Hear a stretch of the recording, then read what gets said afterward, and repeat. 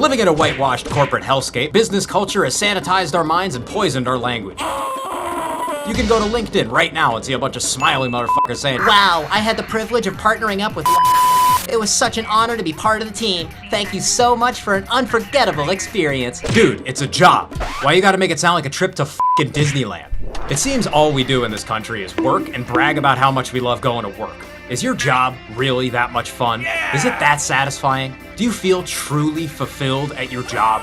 Well, sometimes. In January 2024, I did a bunch of claymation for Bullet Time, a Totally nuclear! cartoon pilot that you can go watch right now. You can also see a behind the scenes video where me, looking Italian as fuck, and Rich Zim talk about our work on the project. Every animator loves violence, and animating violence is the best. Cartoon Brew calls us two veteran animators, though Rich Zim's list of credentials is quite a bit longer than mine. Most of the show is not stop motion. Most of the show is this beautiful, super intricate, super rubbery 2D animation. It's fantastic, dude. These animators are heroes.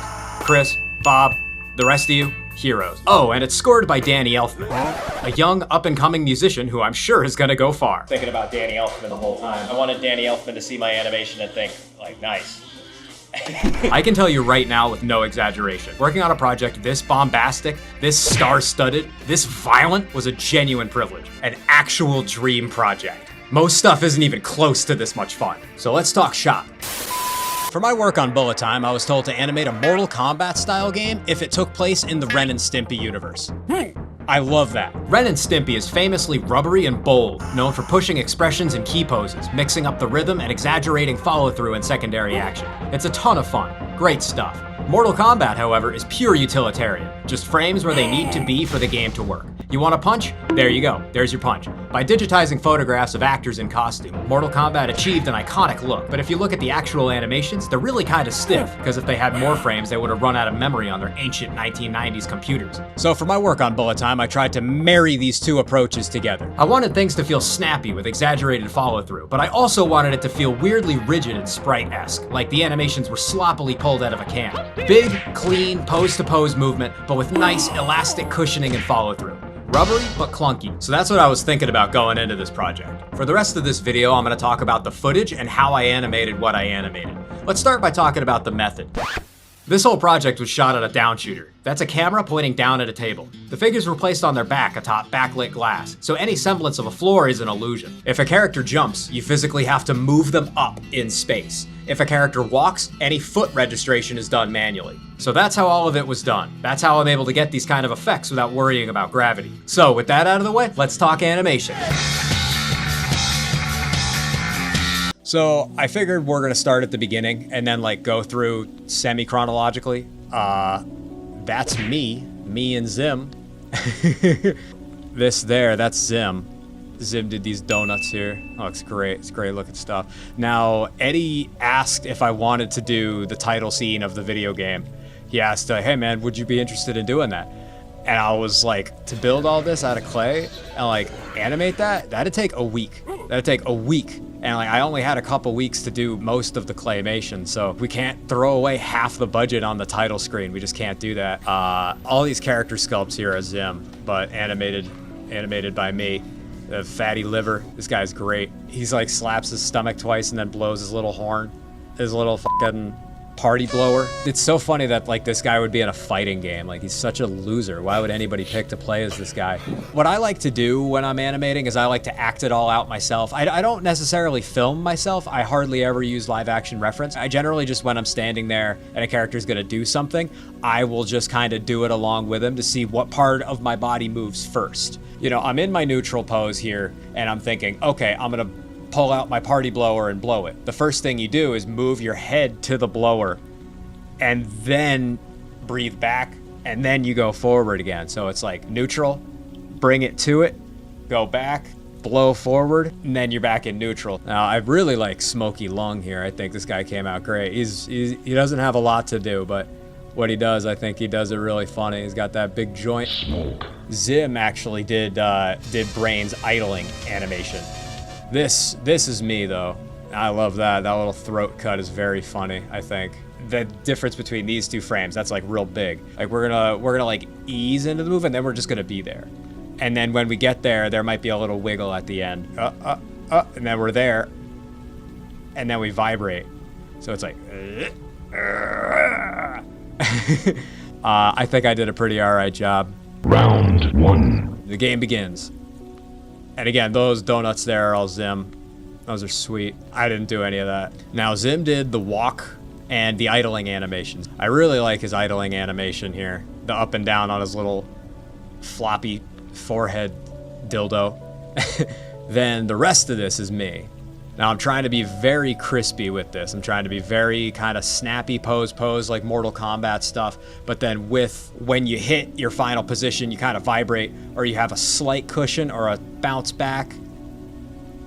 Now this flip was funny. This flip has a lot that I can talk about. One of the weaknesses of shooting the project how we shot it is these characters only look good from one angle because they're pressed into glass all the time. He only looks good from one side. So what that means is when he switches directions there, that was a fake. That was an absolute fake. When your character only looks good from this side, but you need him to go like this, you have to come up with something. So what I did was I animated him going like this, then I stopped right there, and then animated him returning this direction. So he just goes, oh, and I took a note on that frame and told the compositor, hey, flip these frames over. So that way we get to use the good side twice. Now for this effect here, I'm really stoked with what I came up with for this. The puppet's got to be destroyed multiple times, completely disintegrated at multiple points throughout it. And to rebuild him would be difficult. So we're going to give the aliens the old switcheroo. In a single frame, we replace the real puppet with basically a wad of clay sculpted in like kind of the same place. And then that I'm able to disintegrate. Like if you look at the eyeballs, they go from this painted like nice looking thing to like straight bullshit. But it works. It works when you play the whole thing back in sequence. There's no way you'd notice. All of this just works. When he starts coming out of it, I liked it where everything kind of turned into circles and then just kind of dissipated as he landed. I thought that would look really cool. The brain animation here is really cute and funny, I think. This book is actually like, I just like cut up a notebook because I didn't want to build a book. Like that saved me a bunch of time. But yeah, I think this animation here is really cute and funny. Yeah, right here, if you look right there, that's our initials, Rich, Zim, and Dan Pasto. So I think with that, I'm fully out of things to say about round 1. Let's move on to round 2. Round 2. Now, I love this stupid little fucking walk cycle I did there. I love that. That's so funny to me. I love that. It's like, doot, doot, doot, doot, doot, doot. He starts kicking his ass. Walk cycles are famously like, whoa, that's the hard one. Like, it's the hard thing. It's the hard thing to animate. And yeah, that's true. If you're trying to do something really technical and really natural, then walk cycles are very difficult. But the only thing that really matters when you're doing a walk cycle is rhythm. It's like the same rhythm every step. So you just do a step that you like, and then just loop that over and over and over again. So look at what I'm doing here. It's just like we have our pose 1, 2, 1, 2, 1, 2. And it's like, that's all a walk cycle really needs to be. Frame 1, frame 1 again, frame 2, frame 2 again. Frame 3, he starts to get ready to go back. And then there is no frame 4. His whole loop here is 2, 2, 1. 1, 2, 1, 2, 1, new. And then we just loop that whole thing like 4 or 5 times. And so you just get a nice doot, doot, doot, doot, doot, doot. Then he starts kicking his ass. Blast up into this uppercut. Just hold it there. Very Mortal Kombat, very Street Fighter 2. Bah! Love that. That's great. His big flail. It looks great, but it is like kind of tricky to do. You see, it's got very decisive key poses with not a ton of in-betweens, but a little bit of cushioning out. That's kind of the secret here. You're getting hit too much. Oh no. Grab the gems. Oh no. Love that. He's not even really looking at him. That's so funny. He's like looking above him, which is very canned. It feels very like Mortal Kombat. Now this here, this part, this is the only thing that Zim did in round 2. This sweet It looks great. It looks really good. I didn't do that. I can't take credit for that. I can, however, take credit for the rest of it. What happens next is the rock hits him in the face. Then he hits the floor real hard. And the guy comes up, bam, bam, bam, bam, bam, and he jumps off. Fatality. Yeah, this is great. I really like this. I like how the foot kind of drags behind him and this arm kind of drags and then switches over and you catch a nice big hang time. It's like, here, the thesis statement of this whole project is kind of pose to pose, but snappy and rubbery and fun. We go from here and then very quickly we're over here. And really funny thing here, you can look at the arm. The arm just phases right through the leg as we land in a big slam, and then he settles into his pose. And then Kidney appears. In the real thing, the Kidney walks over to him. You get that sweet little run again. Doot, doot, doot, doot, doot, doot. Stomp. Bam! Now again, same system as before for puppet destruction. We can't actually destroy the character. We can't do it because we need him in so many other things. So in an instant, we switch from the real puppet to like a shitty, kind of sloppy version that I've hand built on the glass. And this I can destroy. This I can destroy. Bam! Again, you know, every time it gets a little bigger. And then it's over there, you know, very interesting. It's a ton of fun to work like this. And then bang! Now everything gets huge, and then everything coagulates into a brown. And then the rip shoots up again. Pretty good. I liked round 2. I think round 2, probably my second favorite round.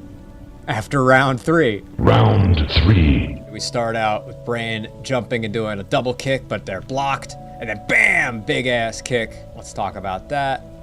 Jump, double kick, bam! Now, if you want your character to like jump, you know, it's important to have them like crouch first, you know. Bah! Now, I wanted him to get up there really fast. So we just crouch for like 2 frames, and then he springs back up. And then you got some hang time frames. A couple of ones here to help the cushion. Land.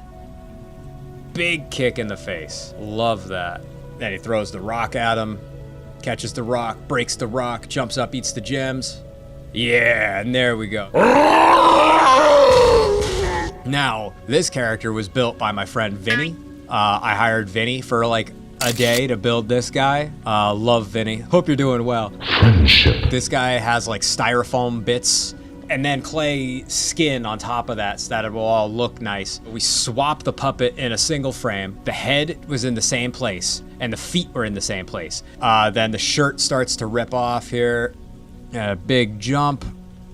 All these little shreds. This is all fun. This is all a ton of fun to animate. This is, again, something you get on shooting with a down shooter. If I was shooting this off of a table, all of these would need to have a little rig attached to them. And that would be just a nightmare. It would be so many things. I would need so many wires. This is animated on 2s, but I'm animating the light on 1s. I'm like shining like a little flashlight on it, and I'm like flickering it on and off.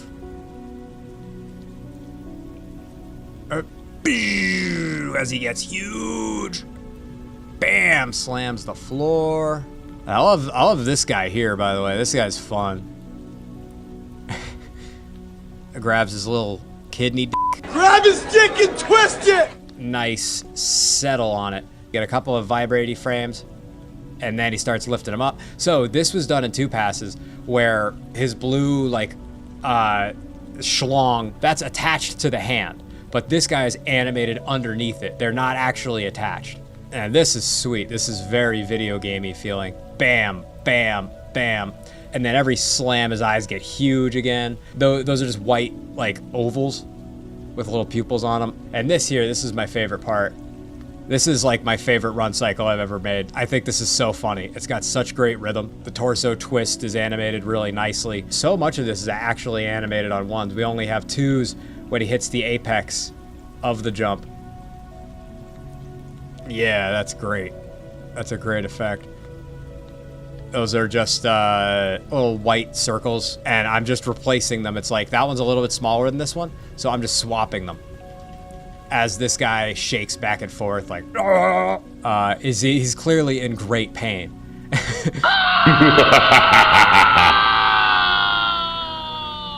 And this is great stuff here where he picks him up and starts smacking the shit out of him.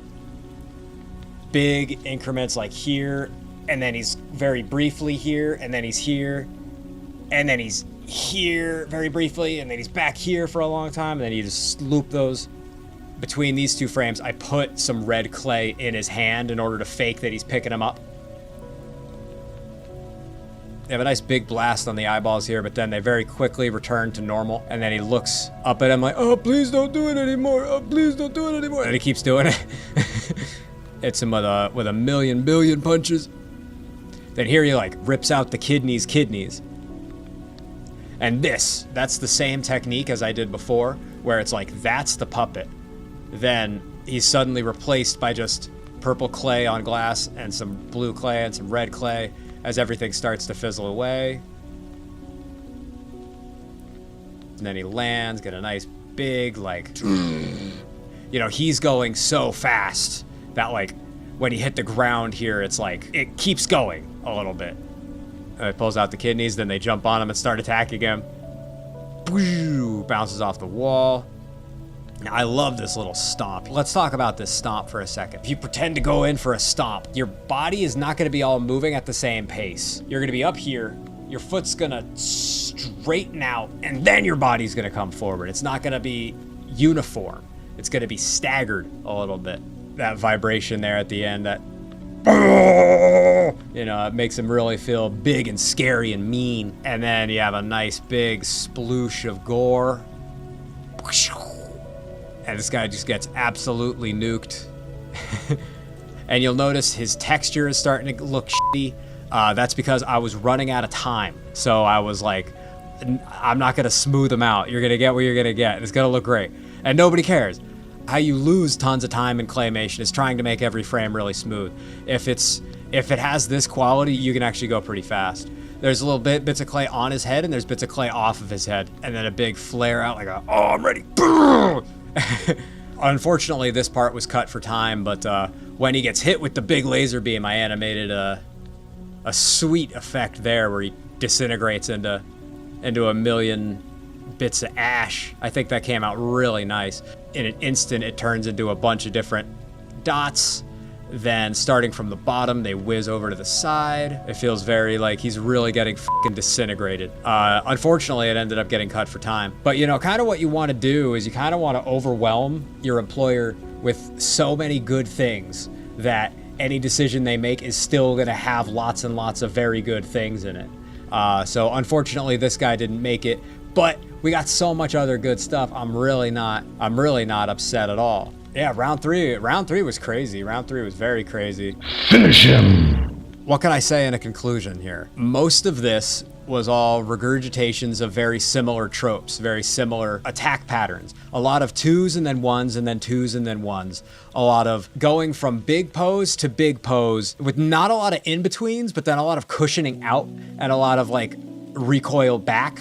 Being here and then being here and then it goes, oh! A lot of that. It's some of the most fun you can have as an artist is animating violence. Most jobs I have are very unviolent. Like a Funko Pop walks in and eats a candy bar. That's like most of what I do for a living. But this was not like that at all. This was very bombastic, ton of fun, a lot of cool violence. It was a great time, man. Thanks so much for watching this video. Thanks so much for your continued support. Remember to like the video, and if you have any questions, please ask. Now's your chance. Thanks so much for my Patreon subscribers. You guys are the best. Without you guys, none of this would be possible. I hope you have a great rest of your day.